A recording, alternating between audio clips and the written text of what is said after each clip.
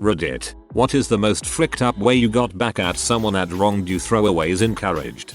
Friend and I were fishing at a local creek when my friend's brother pulled up.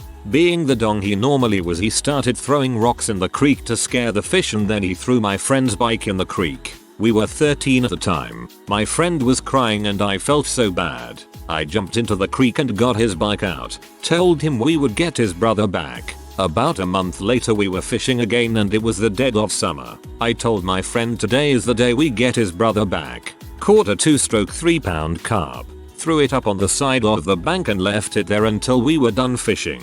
At the end of the night went back to his place. His brother's car was sitting on the street. We took the carp, sliced it open and threw it under the driver's seat and rolled his windows 3/4 up. The next morning when we woke and left, I forgot about what we had done. Well, when I rode past JT's car I noticed the window was kind of black, and then I took a closer look. It was covered in flies. I actually got scared because I did not expect a window caked with flies. By the time I got home I was laughing in tears because his brother was always such a dong to us. Fast forward to baseball practice about 3 days later. Friend had a black eye but smiled at me when we made eye contact. His brother flipped out and ran into his house and punched him in the face. His mom flipped out on his brother. Brother was grounded for the rest of summer. His mom said that my friend would never do such a thing and he played along and acted as if he had no idea. Apparently the smell never really left the car. We nicknamed his brother Lord of the Flies. A school bully repeatedly knocked a binder from my best friend's hands every single day while we walked down the hall. Now we were in high school back in the pre-Columbine era, so people didn't freak out as often when kids did fricked up crap. I convinced my friend to stick tacks through an entire side of his binder, turning it into an extremely dangerous spiked weapon, and just hold on extra tight while waiting for the bully to come do his thing. The kid lacerated his hand pretty badly. After he slammed his hand down into it, my friend held on and yanked back. Jackass, didn't try that crap again. I'm immune to poison ivy, so I was always uprooting it in our yard, about a full acre. I'd left it on this concrete area behind our garage, because that's where it was near when I pulled it out. Hey, I was lazy. Anyway, I frequently walked down to a fishing pond across this canal in my neighborhood. This is in South Louisiana. I didn't always have a functioning bike and the walk was only about a mile. A big kid, probably 2-3 years older than me, was a real jerkus. He'd do stuff like ride by me on his bike and act like he was gonna high five me, but then slap my face and ride off, laughing. Anyway, one day he did that, and I went back home, upset. I got my water gun and was gonna shoot him if he messed with me again. Then I saw the poison ivy and got an evil idea. In the bucket it went with some water, stirred it all up good, then dumped it in my water gun. Went back to the pond. On the way back home he came around messing with me again. I hosed him down and he broke my gun. But man, it was worth it. From what I hear he didn't go back to school for almost 2 weeks.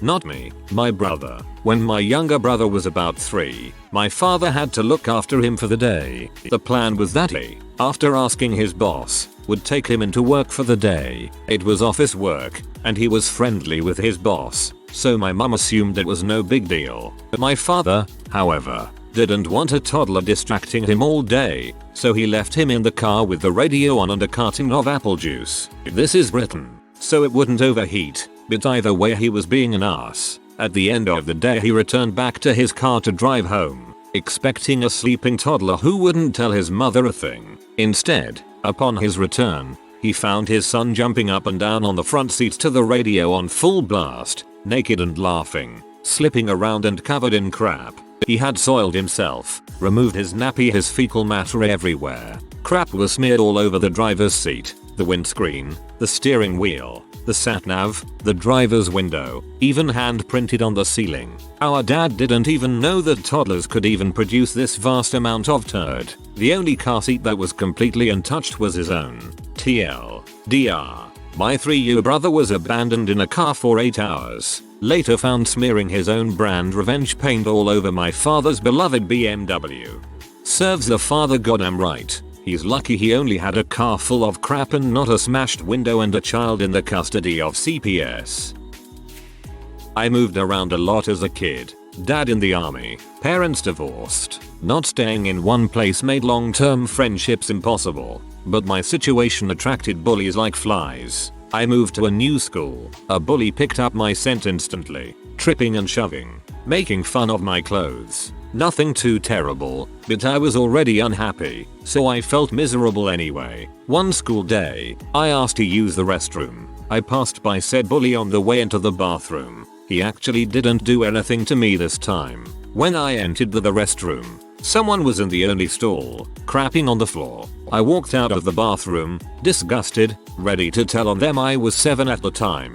I was ready to re-enter my classroom when an incredible, yet devious idea came to me. I went straight to my bully's classroom and walked inside. Everyone looked at me, which normally would have given me enough hesitation to turn me 180 and back to class. But that day, I didn't so much as pause. I walked up to the teacher's desk, pointed at my tormentor and boldly proclaimed that he had crap on the bathroom floor. The teacher's reaction was better than I could have ever expected. For me, she made him follow her into the restroom while he cried and slobbered out, "I didn't do it, he's lying," over and over again. She then grabbed a wad of paper towel, handed it to him, and we watched as he picked it up and put it into the commode. She thanked me for telling her and told me to go back to my classroom. This happened about 20 years ago. I still look back at this moment as a turning point in my life, like I became me then. At an all-male military boarding school during high school, there was this huge douche on my hall. We took his Febreze bottle and filled it with pee, then took said bottle and sprayed his pillow, wall locker and opposite corner. So he gets back, smells urine and immediately grabs his Febreze and douses everything. Eat a dong, Donovan. Eat a dong. I used to live in a very small town, like 250-300 people. We had no stores, gas stations, etc. One day a local guy decided to open up a little store that sold the basics like groceries and rented movies. He hired a few of us high school kids to work the store and promised $50 a week for the summer to be paid at the end of the summer. We agreed and started working.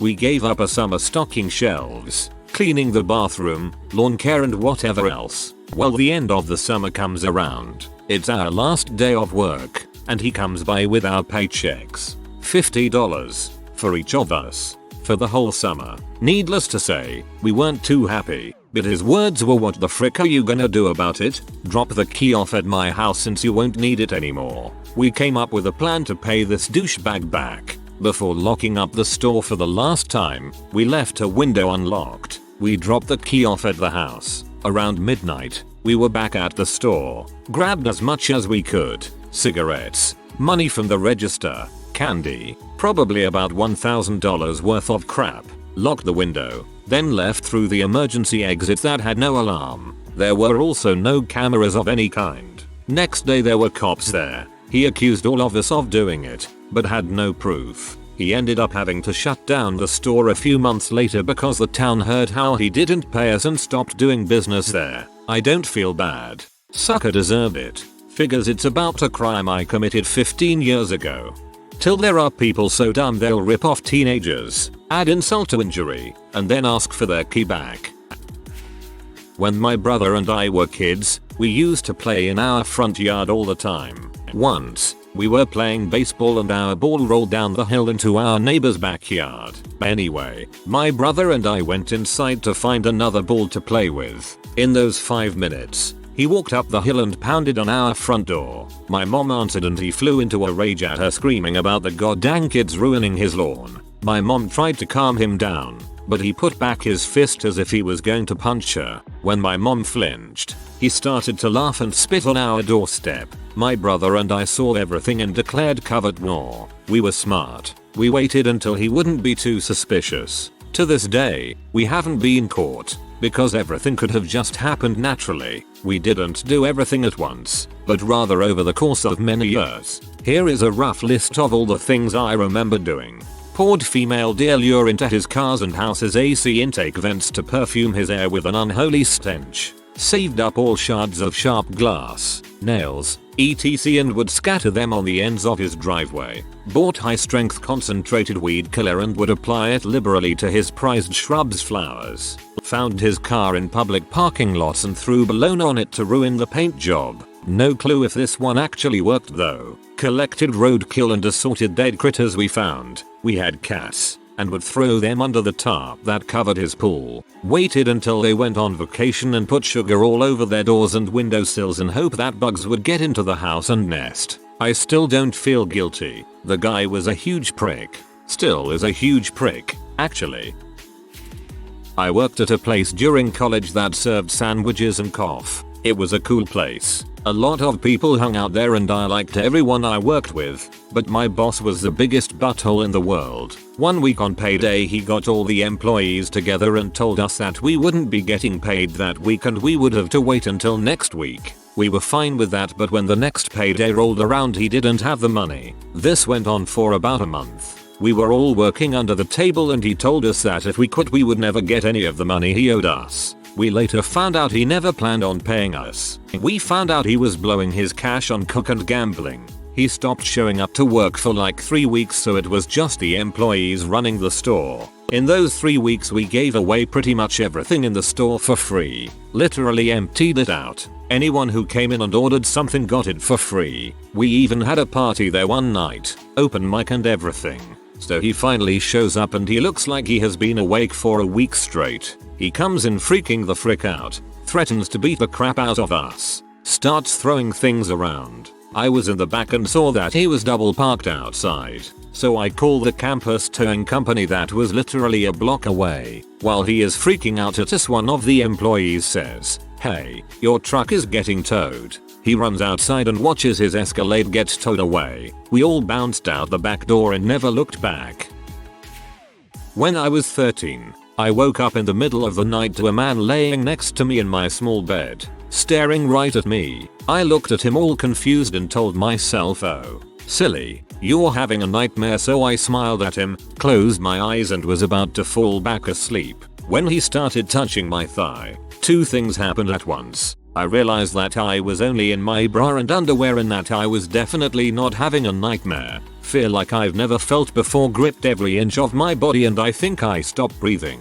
He started making his way up to my underwear, presumably to take them off. What did I do? I opened my eyes and I crap you not said, "Hold on a second. I have to pee." He looked shocked, but didn't stop me as I wrapped my blanket around my body and proceeded to take a few steps toward my bathroom. Then I noticed that my bedroom door was wide open, so I bolted. I ran to my mom's room, banged on the door and screamed about how there was a man in my bedroom. My mom came out to the hallway and had just started reassuring me that it was a bad dream when the sucker dashed out of my room and toward the front door. My mom froze, but I got the biggest sense of how the frick dare he try to violate me. That's when I grabbed a lamp, ripped the cord out of the wall socket as I started chasing him, insanely waving that lamp and screaming all the profanities that my 13-year-old mind has ever heard. I chased that sucker down the streets while my mom called the police. I lost him somewhere in the dark, but when the police came, got statements and started searching the neighborhood, I got my revenge. They caught him hiding in the bushes, brought him over, and asked me to identify him. I marched right up to that mother, kneed him in the balls and walked away saying, "Heck yes, I want to press charges." When I first read this, I thought he said, "Silly, you're having a nightmare," and I thought, that is the ballsiest debaucher in the world.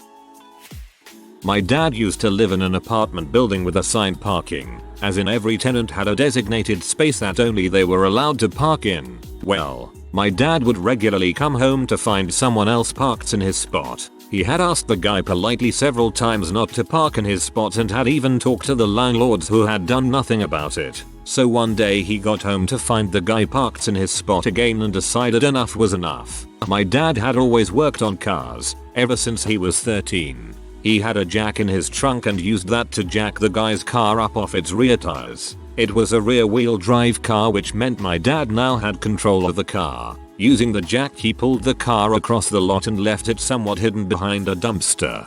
Then he let the car down, put away his jack, parked in his spot and went up to his apartment. Later that day he got a knock on his door. It was a police officer with the inconsiderate neighbor behind him. The officer asked my dad what he had done with the neighbor's car, and my dad looked him right in the eye and said he parked in my spot and I've asked him several times not to do so. So I lifted his car up and set it over by the dumpster. Now, to give you an idea about my dad, he's 6 feet 5 inches and back in the day was really well built. He also has only one eye, and the fake one he's got has always been too small, giving him a constant madman look. When he told the officer that he'd lifted the car and moved it himself and even pointed out where the car was through his apartment window, the police officer's eyes got as big as dinner plates. He turned to the neighbor and said, "Sir, I recommend you never park in this man's spot again." Guy stopped parking in my dad's spot after that. My friend pulled a fairly innocent prank on me. To pay him back, as we got to a very busy airport to fly to Vegas, I put a lead-lined bag, used to protect film going through the X-ray machine, in his carry-on. They had to check his bag right there. In it I put a celeb, a tube of anal ease lubricant, a loose deck of naked men playing cards, and dozens of extra small condoms. He of course looked horrified, pleading that it wasn't his, which it wasn't, but no one believed him. They put everything back laughing and he was allowed through.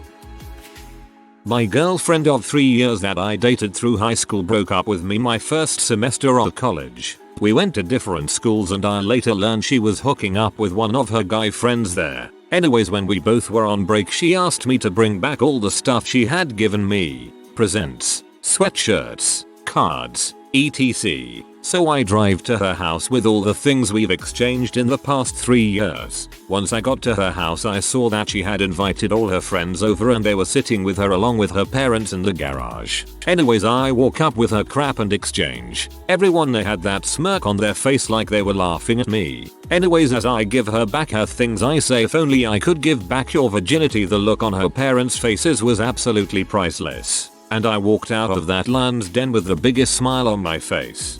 Haha, this is great. It's awesome how you can have an entire situation and group of people against you, and turn it around with nothing but a few words. My then high school girlfriend was a total B, and wanted me to abandon all of my friends. Would always try to bring me down, etc. When I got fed up, I broke up with her on picture day. She took them, but her mascara was everywhere. 2 days later, I told her that I was sorry, blah blah, and I wanted to get back together. She liked having someone to walk on, so of course she said yes. I then broke up with her again on retake day. Freaking nailed it. Slow clap. My friend got roofied and violated by a frat frick about a decade ago at a local high-toned university. Despite a shitting of evidence, he was never arrested, never expelled, never had to face any sort of penalty for this, and managed to get my friend labeled a S who totally wanted it and was now only pretending it was rape because he wouldn't break up with his girlfriend for her. A pretty charming guy, really. I put capsicum extract in his eye drops. My reaction to your post.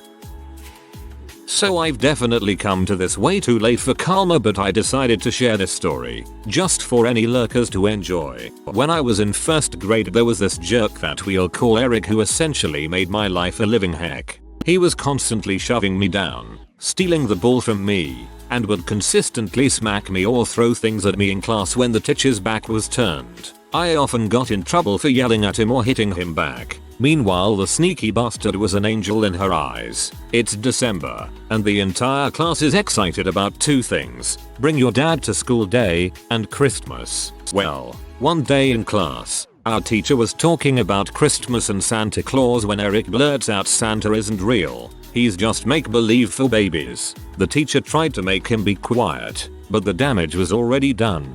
The entire class was distraught. 2 girls actually had to leave the classroom because they were crying so much. I got home and told my parents what Eric had said, and they convinced me that Santa was real and said that Eric was just a mean little boy. A few days passed without further incident, and it was time for bring your dad to school day. However, my dad had cancelled a few days before, saying that he had a really important meeting that he couldn't afford to miss. Well, the dads all arrived to class shortly after lunch, and were presenting briefly one by one when suddenly, who would burst into the classroom but Santa fricking Claus, letting out a big HOHOHO. The pudgy saint, Nick strode into the classroom, hugged our teacher, and gave a brief presentation about elves and toy making and his reindeer. He then went around the classroom giving all the kids mini Reese's, and right before he left went say, "Which one of you is Eric?" The teacher pointed him out, and Santa went up to his desk and said something like, "You know Eric,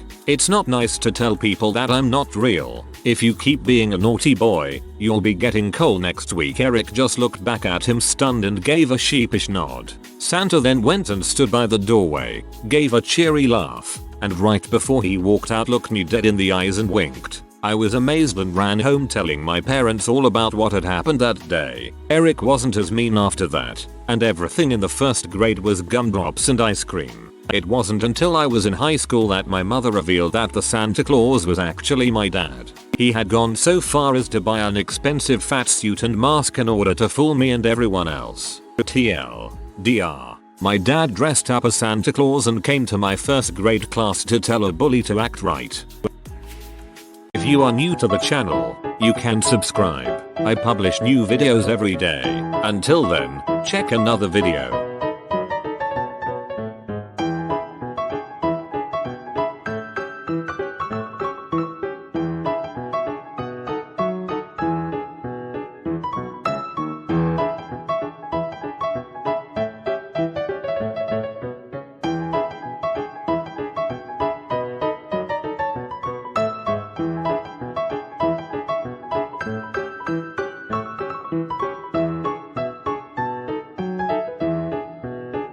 Bye for now.